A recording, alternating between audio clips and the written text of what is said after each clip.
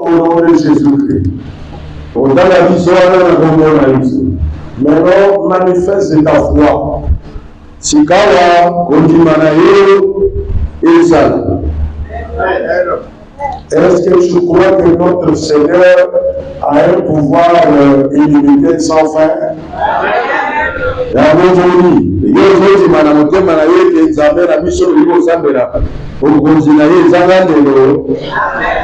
C'est ce que l'Esprit m'a convaincu. Va parler avec les autres de mon pouvoir qui est sans limite.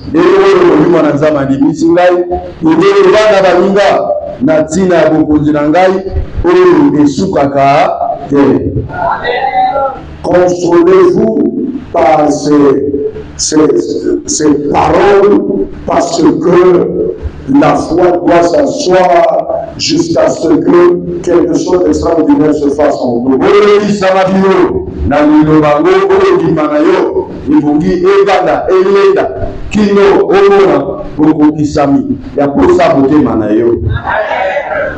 Amen. Son pouvoir n'a pas de limite. Quelle que soit la hauteur de ce qui nous arrive, notre Dieu finira toujours par nous donner la solution.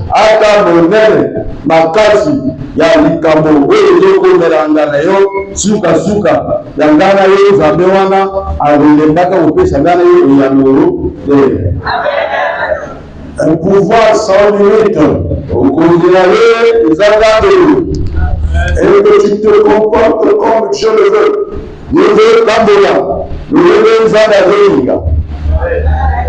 Je veux remuer ton cœur par la parole de Dieu.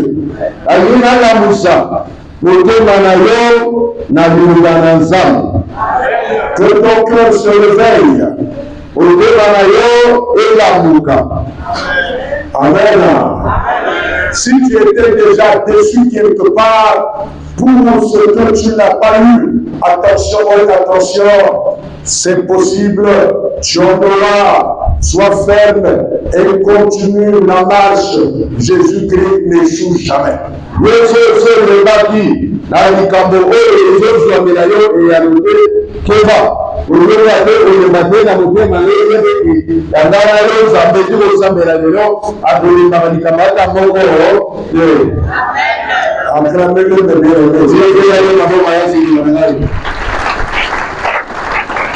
Nous lisons la parole de Dieu. Lorsque Marthe apprit que Jésus arrivait, elle alla au-devant de lui. Tandis que Marie se tenait assise à la maison. Amen. Il y a deux types de personnes. Il y a des personnes qui sont vraiment attachées à Jésus-Christ vite. Il y a des personnes qui ont un retard. Ils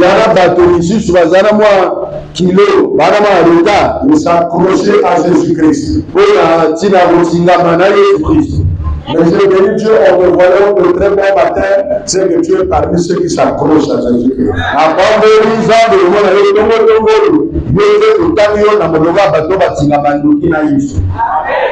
Amen.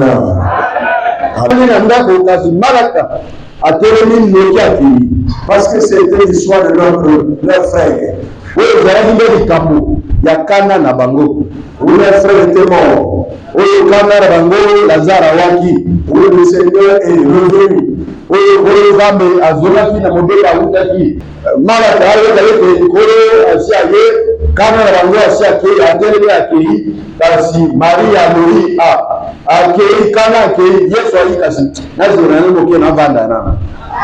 Je te conseille ce matin, comme je me conseille, par cette parole, l'homme, amen. Et souvent, la proie de ses émotions. Il y a Amen. Ce sont des problèmes qui nous affaiblissent.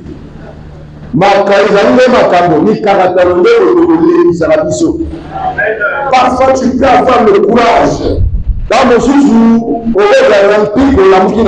Mais quand tu penses à tel ou tel problème, tu vas voir que le courage commence à partir. Oh, c'est pas vrai de m'aimer. Même la prière, tu peux avoir envie de prier. Mais quand tu te mets pour prier, et les pensées arrivent. Mais depuis ce temps-là, tu n'es pas marié. Tu crois qu'à cet âge-là, il y aura quelqu'un qui va te marier?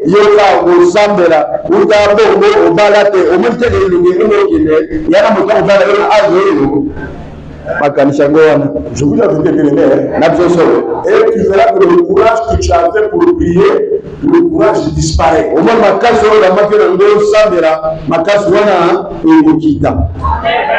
Amen. Au lieu que ça soit prié, tu commences à mettre la musique et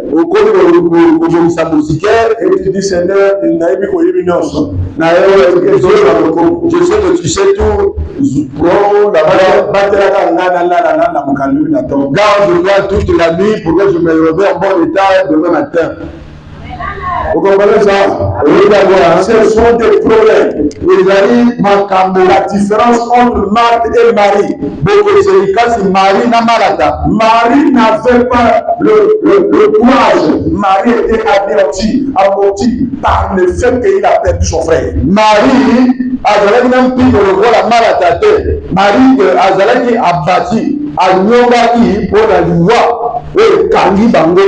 mais Marthe, malgré ça, il avait le courage. Tu m'entends là? Ou soit la maladie, ou soit le célibat, ou soit la pauvreté, ou soit des persécutions qui vont te détruire. Et ça t'affaiblit. Je te conseille, ne sois plus emporté par des problèmes.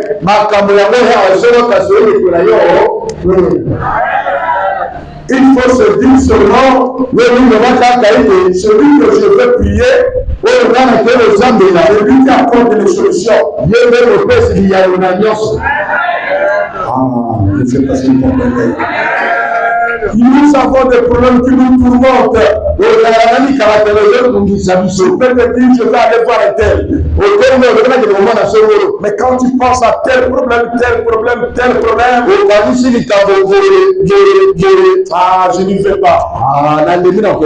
Trop, c'est trop. Est-ce que vous m'avez aimé? Non, c'est des problèmes qui t'ont bloqué. Il faut avoir le courage de prier et de surmonter les problèmes. Celui qui va loin, c'est celui qui prend courage quand même, c'est difficile.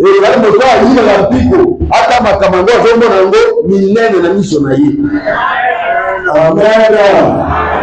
Les gens qui font loin avec Jésus-Christ, c'est des gens qui savent pardonner. Qui savent basculer les choses derrière. Mais ceux qui gardent le temps ne vont pas aller loin. En tout cas,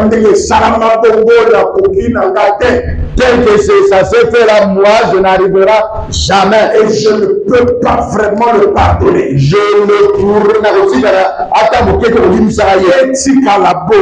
que ça reste ainsi. Je ne peux même pas le voir. Ça te bloque toi-même. Et je te dis la vérité, bien-aimé. Ça te bloque toi-même. Parce que celui que tu pries, il s'appelle Jésus. Tous les jours, y a ceux qui m'insultent. C'est vrai? Tous les jours, les gens parlent mal de Jésus-Christ. Mais il ne les a pas tués. Il les aime. Voilà pourquoi certains, après avoir connu Jésus, ils commencent à pleurer. Comme Paul a commencé à pleurer. Quand Jésus a dit je te choisis, dis-moi là, j'étais persécuté. Je partais tuer. Je suis parti d'être choisi par toi. Il a dit c'est toi que j'ai choisi. J'ai un grand cœur. Malgré que tu me persécutes. Je sais que c'était pas toi. C'est le diable qui faisait ça. Voilà pourquoi on n'était pas Satan. Toujours fort. Tu n'as pas d'enfant. Sois toujours fort. Tu n'as pas quelque chose. Sois toujours fort. On se moque de toi. Sois toujours fort. On te critique.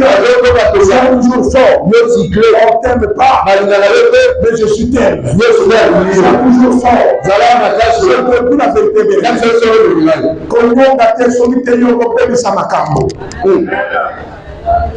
Ta prière aide beaucoup, et pour ceux qui sont avec toi, et pour tes enfants, et pour ton mari. Le sang de Rayo et la Missouri Makasi, la bonne Zalinayo, bonne Bana, Tomobani, la Moussoubé. Et ton projet est contre la prière. Ma Borisinayo et les années Simani dans le Zambo. L'ennemi utilise les problèmes passés pour t'amener à avoir d'autres problèmes. Mon nom avait fait de la Makara de la arme. Et la Hamba de l'Isayo, Makamé, dans le Fazo, dans le Sama.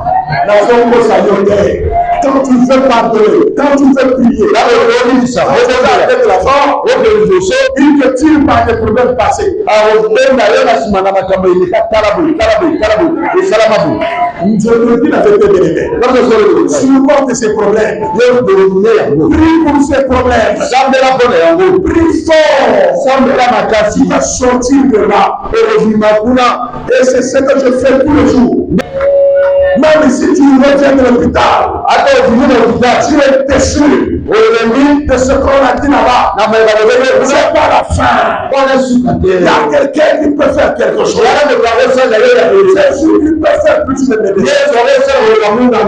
Pourquoi je te prière? Même si l'âge est dépassé, même si elle est déçue, tu es déçu, tu es déçu. Courage.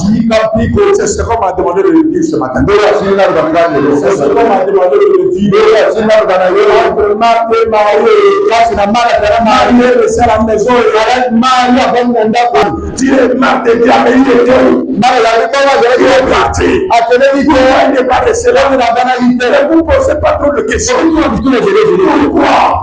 Il y a des fois qui vivent au passé. Moi-même, je suis victime. Je ne sais pas si tu comprends ça. Amen. Moi, je pense parfois, moi. Écoute cet exemple-là. Amen. Je devrais fréquenter à l'ECADé, l'école des cadets. École militaire préparatoire de guerre. Le temps était passé et ça n'a pas eu lieu. Et je connais les amis qu'on a été ensemble qui sont à l'ECADé.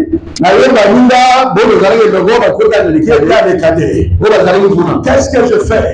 Dès que je vois un, il est passé. Maintenant, je me mets à penser. Ah, celui-là, vraiment dans les cadets. Si j'avais fréquenté à l'école des cadets, je serais colonel de nos jours. Je serais le colonel de nos jours. Je serais peut-être général. Vraiment. La police. Je serais peut-être policier. Il se pourrait que je serais marin. Commando. Pourquoi pas commando? Vous voyez dans le village où je suis parti. Au moment où je dis Kassi. Celui-là du PPC. Kassi, la commandant doctorat. C'est pas vrai. C'est le moment où mon père ne dit pas. yo soki nazala na ye mwana mobali ango akomi wapi akoma kosala na parke soki nazala na ye rono na ngai rono soki nazwa bbc nozwa te soki nazwa bbc kasi nazwa licence kasi nazwa doctorat kasi boye nalakisa na université omoni moto azovoyage kaka na bakonmakanisi ekei c'est pas vrai là soki mbongo na ngai ebonga kasi nasoma lopango na jiri nasoma lopango na kimitele nasoma lopango na wenje moto donc yo boti sikoyo mwana oboti na retard par rapport à baninga ntango omona baninga ndenge nani sekile wana kasi na bota à cet âge là kasi bona zana mwana 20 ans kasi mwana wana quand même dans l'armée kasi mwana wana quand même lieutenant vraiment vous voyez comment les gens ça n'arrive pas ça n'arrive pas d'imaginer ce que tu devrais être au lieu de croire que l'éternel je suis là c'est Dieu qui a voulu que je sois c'est Dieu qui a voulu m'aider je dois prier maintenant accepte ta condition la condition là c'est la vraie c'est Dieu qui a voulu que tu sois tu dois avoir un débat et croire à la réussite tu réussiras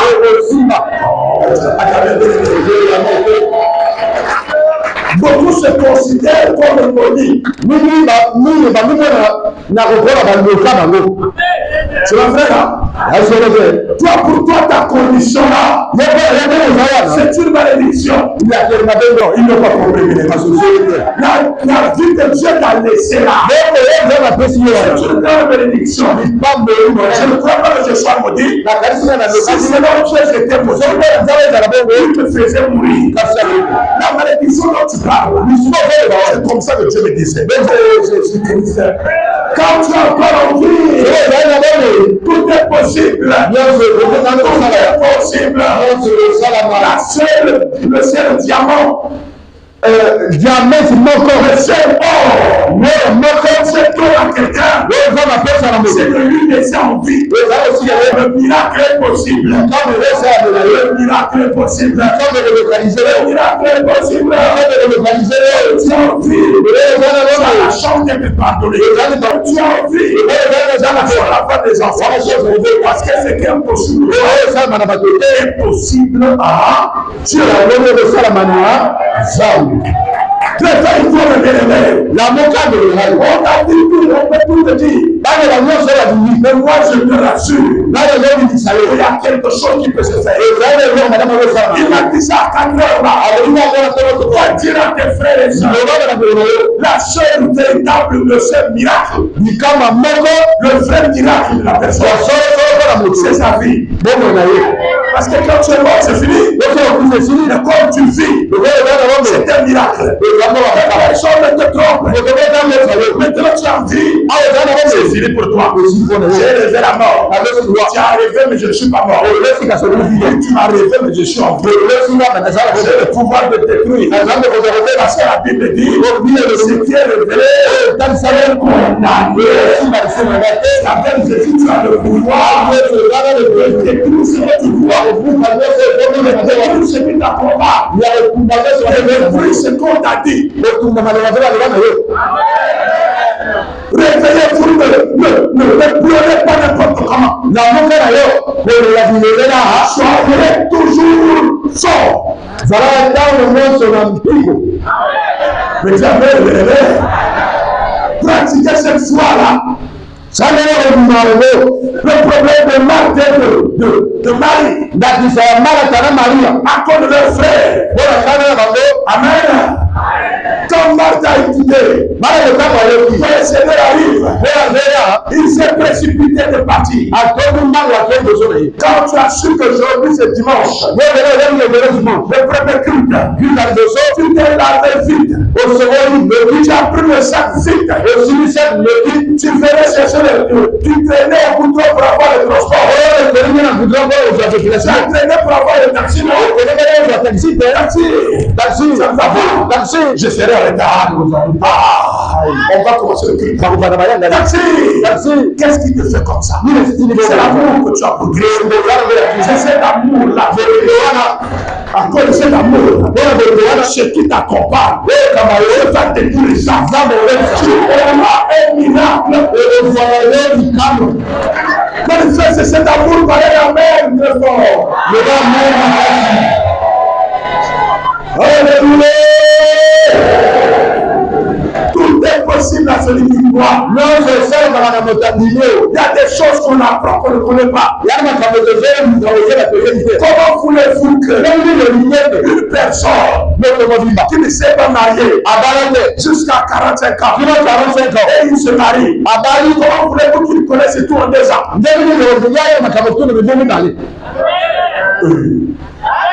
Il ne peut pas tout connaître comme ça facilement. C'est qu'au fur et à mesure, il va toujours causer des dégâts. C'est au fur et à mesure qu'on apprend. Moi, quand je prêchais en là-bas, je ne prêchais pas comme ça. Moi, j'étais accroché à mon verset. Et je regarde, je parle. Mettons là. Je peux prêcher sans lui. Parce que j'ai acquis l'expérience. Je suis forgé au fur et à mesure. Attention, tu vas repousser quelque chose qui t'appartient. Il est possible de changer. Tu peux changer par la prière ton mari. Tu peux changer ta femme. Tu peux changer ton travail. Tu peux changer ta santé. Par la prière. Tout est possible à changer. Ne sois pas déçu. Ne sois pas négatif. Diable le bien-aimé. Au verset 21, Marc dit à Marie, Marc dit à Jésus, Seigneur, si tu étais ici, parce que si on a beaucoup de tombe pas, et vous allez vous décourager.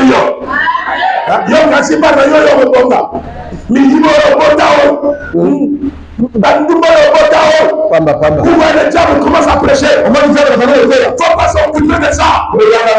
Tant pis pour celui qui le dit. Ce qu'il voit, ce qu'il peut dire. Mais c'est là que tu vois. C'est pas ce que tu vois. C'est pas ce que tu vois. C'est que tu crois. C'est que tout est possible. Jésus de Nazareth. Jésus est capable de changer mon fils, de changer ma fille, de changer ma santé. Jésus est capable. Jésus est capable.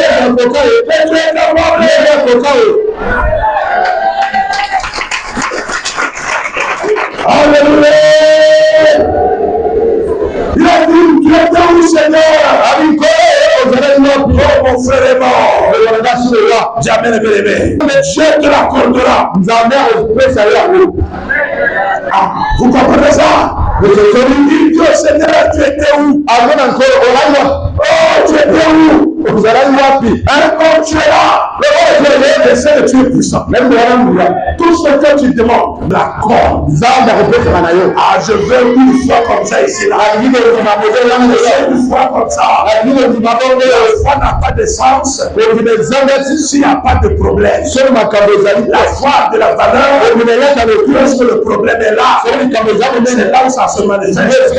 Sans le problème, il n'y a pas de foi. Est-ce que vous m'entendez? Il y a des gens qui parlent. Ils n'ont pas de problème. Et ils disent c'est bon. Jésus avec moi. Et il suffit d'un seul problème. La foi disparaît.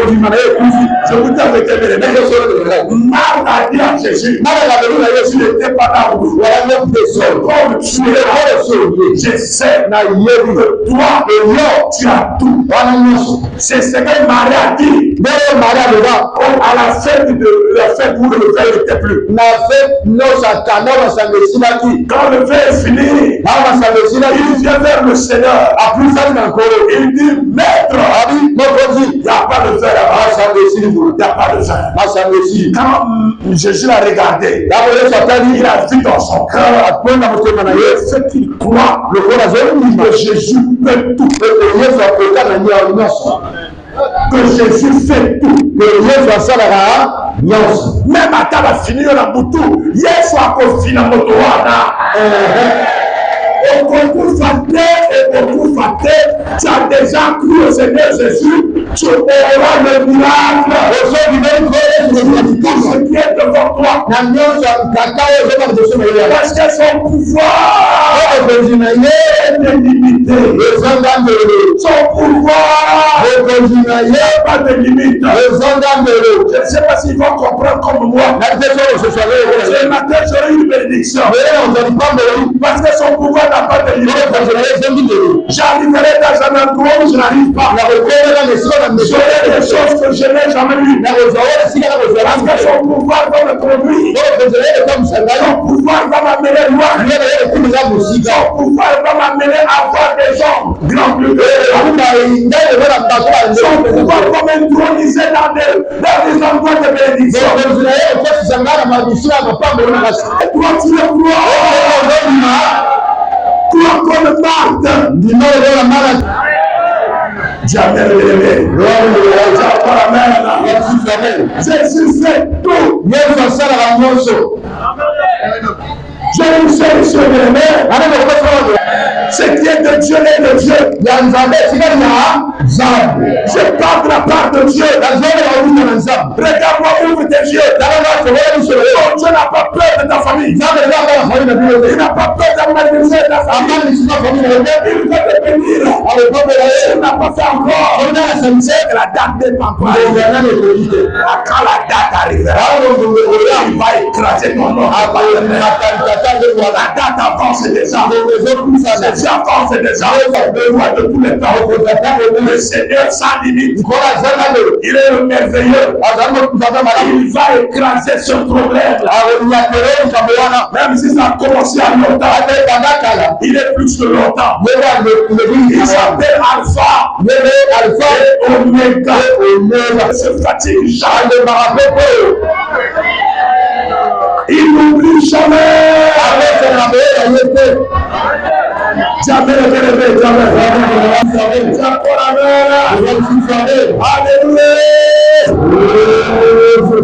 Il s'est dit, papa, pardonne-moi.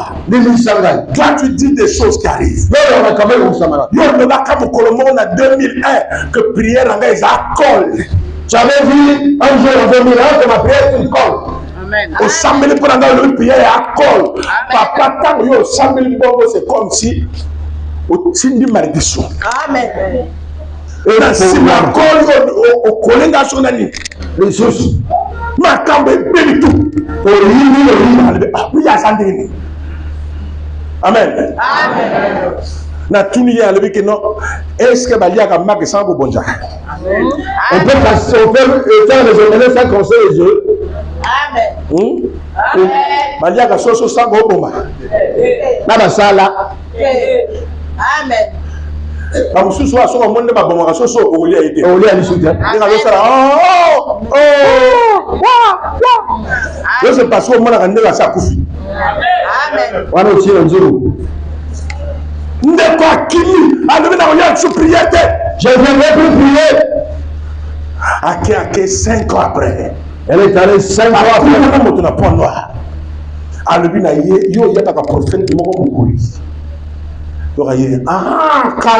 Kala ya longtemps. Nous amène à Yatinga côté.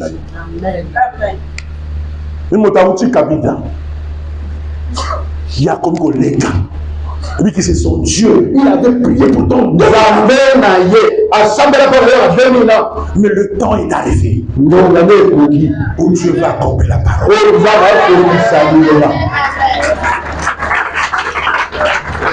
Il a dit papa, c'est pas possible. Allez papa, il a dit c'est possible. Alléluia, c'est la maranatha. Moi que tu vas prier là après. Beaucoup de gens ne croyaient pas que je peux prêcher comme ça. Beaucoup de gens, quand ils me voient, ils disent c'est pas vrai. Ça c'est lui ou c'est pas lui. Je crois en un Dieu illimité. Tika totambola tokolonga tika baloba tokolonga ekosimba bandeko nzambe ndako tika yo te tokita tongaka nzambe akosala tu auras l'argent. Est-ce que tu m'entends lever? Les semences que tu mets un jour, tu vas semer un chèque. Dis amen, tu vas semer un chèque, tu peux te lever. Elles sont les plus grands de Jésus. Tu vas avoir les types de chèques. On pouvait la mettre. On peut dire 20 millions. Hein? Oh, tu as dit tout le monde 20 millions, mais pour que ma droite soit dans mon amour. Mon droit arrêtez-le. Mais même magicien, ne va pas arrêter mon progrès. Moi, j'ai dit au Seigneur, les ministres seront sortis ici. Les DG, c'est ici. Attends, on va mettre des apôtres. Les hommes d'affaires, les femmes d'affaires, c'est ici là. Les grandes femmes, c'est ici là. On va te nommer au gouvernement comme ça là. Je vous dis avec des réveils. Il y a une seule qui a réglé le gouvernement ici là. Il est là. On va te nommer. Jésus n'a pas son pareil.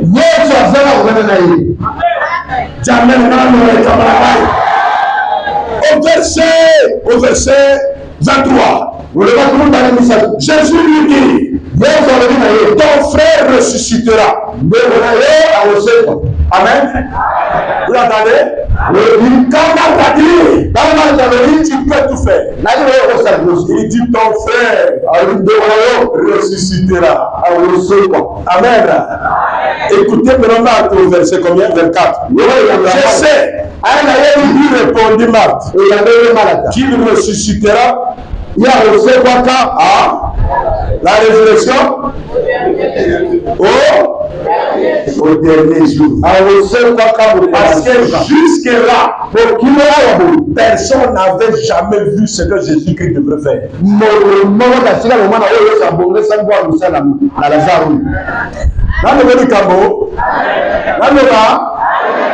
Bato bayinaka yo parce que yo zo ligosa na makambo yo moto na sala te.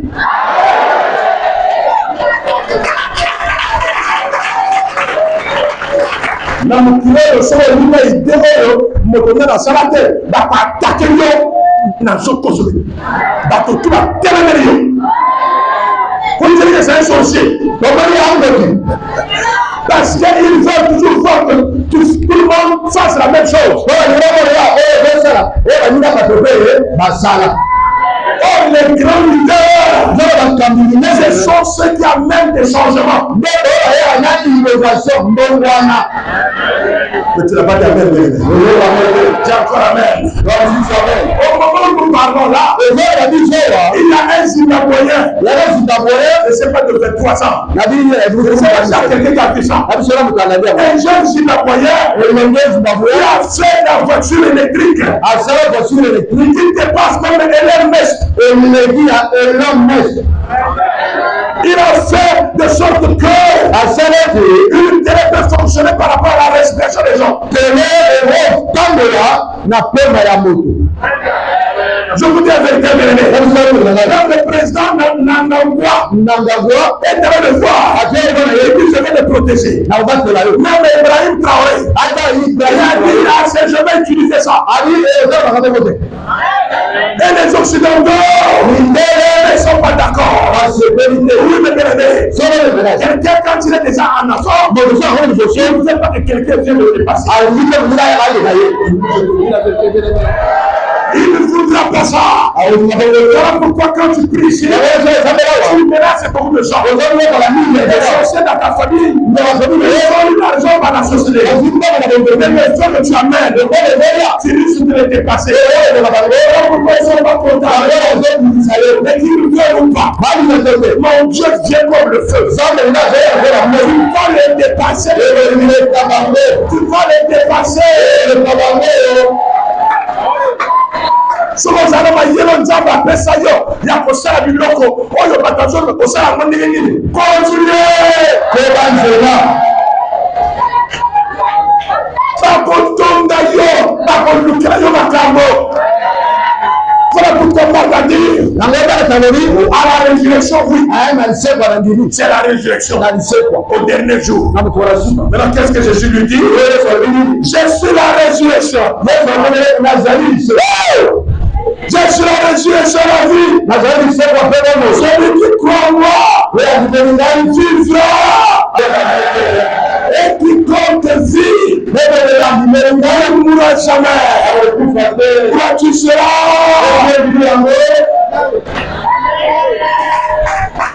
Et lui dit, oui, Seigneur, je crois que tu es le Christ. Je dis le Christ, c'est celui qui a la puissance suprême. On ne croit un pauvre magicien. Tu viens de mesurer avec celui qui a le Christ. Tu es un pauvre sorcier. Qu'est-ce que tu cherches? Écoutez même les enfants de Dieu ici. Vous n'êtes pas n'importe qui. Attention d'abord. Quand tu n'es pas n'importe qui, c'est pas moi qui t'ai amené ici. C'est Dieu qui t'a amené ici.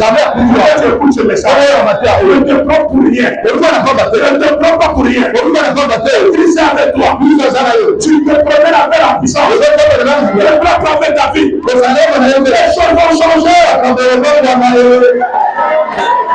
Tu n'es pas inutile. Aux hommes ici la terre. Il a dit tu es le Christ, le Fils de Dieu. Il devait venir dans le monde. Est-ce que tu m'entends bien? Et il a dit à Marthe. Marthe a dit oui, Lazare va ressusciter à la fin du monde. Je sais qu'il ressuscitera. Mais à la fin du monde. Il a dit non. Celui qui va ressusciter à la fin du monde, c'est moi là. Amen. On a posé une question, sœur. Toi, tu as de l'argent au trésor. Ça ne sort pas. Au sambeli, au yogi na libanda, moi na yo a moi si. Alebi, waranan. Qu'est-ce? À côté de mon bal moko. À comment on a mon bal wana. Ah, yo maman na gazada. Yo le waranan au talabo TPG. T'es na tunu. Moi na yo moi si ma copain yo et à TPG. Mais yo bloque écran à la trésor. Est-ce que Mbongo est la solution? Amen.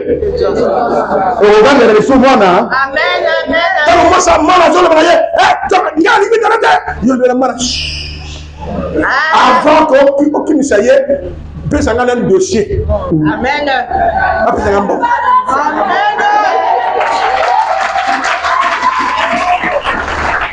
Je ne sais pas si vous comprenez ça. C'est-à-dire, il va dire.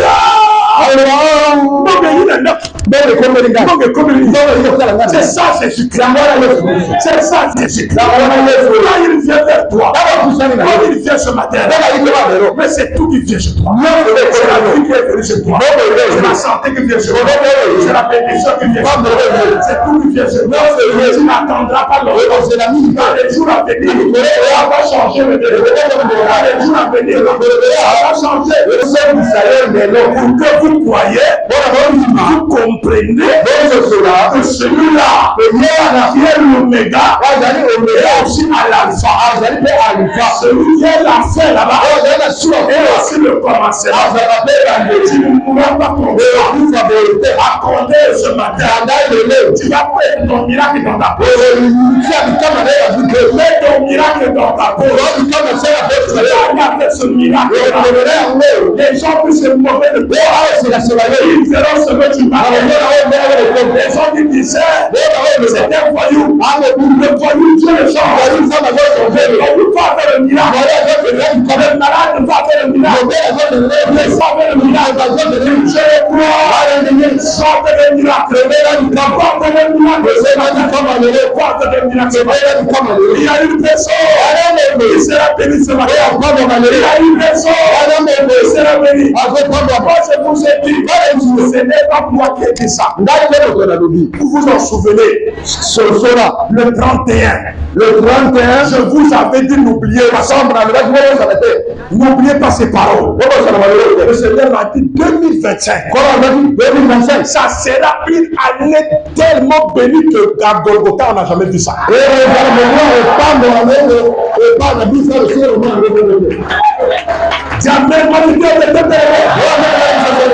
Tu vas constater un miracle incroyable. Il y a un miracle ici. Amen. Toi, ta biche. Je suis pasteur. Je ne suis pas ta famille. La famille n'a été. Est-ce que tu m'entends? Est-ce que je suis là? Et à partir d'aujourd'hui, tout ce qui se passe dans ta famille, tu vas confondre les gens. Il faut les confondre. Qui t'attend? Je veux que vous croyez les gens. Qui t'attend?